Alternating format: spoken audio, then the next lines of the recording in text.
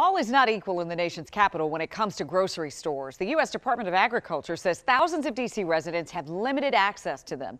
It makes it a challenge to stock their refrigerators with healthy choices. Our Larry Miller shows us this disparity called a grocery or food desert and how it impacts one woman's journey just to get food on her table. I climb over that fence, You sir. climb over the fence? Yes, yes. It's not every day you see an 82-year-old woman climbing over a wall with a cane. You sure? Uh-huh. Okay. But for Miss Lucille Tibbs, it's just your average trip to the grocery store. All right, let's back up. This is a hassle. It's a hike for Miss Tibbs to get groceries once a month for a few reasons. She relies on public transportation, and she also lives on the east end of town, Ward 7 specifically, which has a limited number of grocery stores. Careful where you're walking. Ward 7 is primarily African American with a median income of $39,000 a year. Between Ward 7 and 8, there are only 3 grocery stores for more than 148,000 people. Compare that to Ward 3, which is primarily white, a median income of nearly $110,000 a year. With a little more than 83,000 people, you'll find 9 grocery stores in just that ward alone. We'll go to the little one on this side. When getting to the grocery store is just too much of a hassle, This might be closed. Oh, but now the other one is back up across the street. Miss Tibbs relies on her nearby convenience store. Sometimes I have to find pennies to put together to come around here to get something. Hi, how are you? We stop by one, 2 blocks from her house. If I were coming here to do a grocery shopping, it would be a little bit more than at the Safeway. I would say $5 or $10 more. Now, I'm not gonna pay $7 for no 5 pounds of flour. Okay, all right. Has this made you consider leaving the area? No, because I like where I live. I don't have to go too far for the bus, to get on the buses. A 2016 report by DC Hunger Solutions, an advocacy and policy organization, said that the district's grocery stores are unevenly distributed, leaving lower income African Americans east of the river without equal access to quality food. Ward 7 Councilman Vincent Gray says potential grocers are reluctant to settle east of the river because of concerns about profit margin and the cost of operation. I looked at some of the costs of operation from some of the stores that are there, and they have been running some deficits. So this is an effort to try to make the deficit argument moot. 3 bills, 2 of which received the green light from the City Council, offer incentives in an effort to attract new grocers, like reducing the property tax rate, expanding the length of tax deductions from 10 to 30 years, and giving grocers a new building for their operation.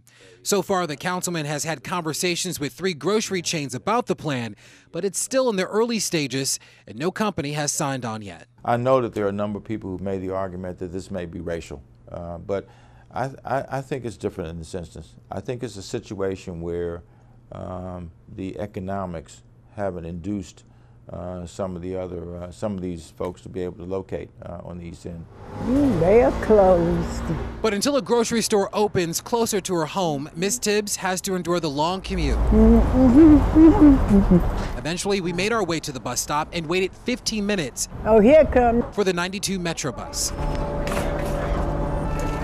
Okay, thank you. The bus driver was kind enough to help Miss Tibbs with her cart, and once on, we began our trek to Safeway. What kind of cart is this? Where you get this cart from? Costco's. After about 20 minutes on the bus, we got off. Come on, we're gonna go down this way. I grabbed the cart this time, and we made our way to the grocery store. Now we can go around or we can jump over the fence. I climb over that fence, You sir. climb over the fence? Yes. Once inside, Excuse me. Miss Tibbs was all business. All right, let me get my list out. She went aisle to aisle getting the items on her list. And remember that 5-pound bag of flour at the convenience store for $7? Well, she found a 5-pound bag of flour at Safeway too. Now this is gold medal. This is $3.39. Am I reading that right? Yes, less than half the price. I have finished now.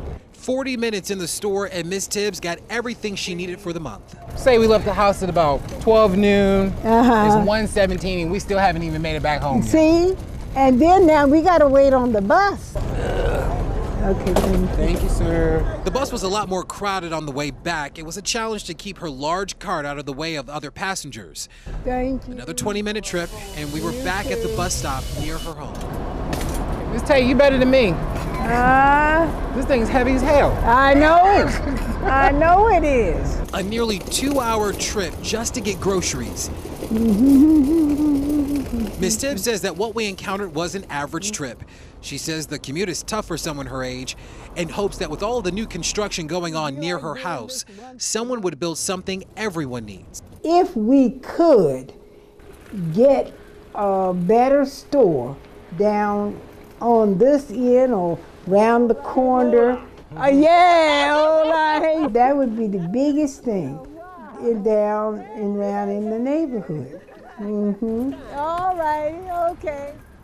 I did reach out to both Safeway as well as Giant to learn more about the metrics they use in opening up a grocery store. Neither organization said they would talk about their metrics, saying that it's confidential. It's also worth noting that DC Hunger Solutions suggests that instead of opening up a large-scale grocery store, a smaller community-based grocery store also works as a viable option. And we've since learned that Good Food Markets, which owns other stores around town, will be opening up a location sometime in 2019, which would give Ward 8 its second grocery store. If you want to learn more about this new opening, we're going to post that information on our website, WUSA9.com.